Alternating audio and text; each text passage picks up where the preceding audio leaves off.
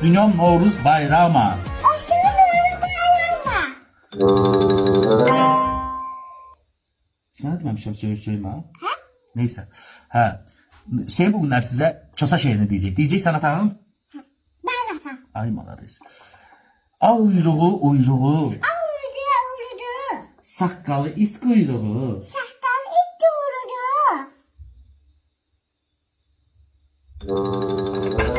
Başa düşmədim. Başa düşmədim. Mənim saqqalım sadəcə it quyruğudur. Eşitmirəm. Yok. Niyə qaçsın mənim saqqalım deyirsə it quyruğu? İt quyruğudur. Mən sənə desəm ki, keçər, ay keçər. Xoşuma gələr? Xoşuma gələr? Eşitmirəm. Danış da. Dava şeiri bir də diglə görüm, başa düşmədim. O nə deməkdir saqqalı it quyruğu? Dava. Uyruğu. Avrudu. Saqqalı it quyruğu. Sahtan it doğrudu.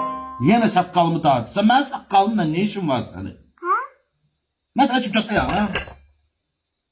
Sən də keçərsən. Get buradan.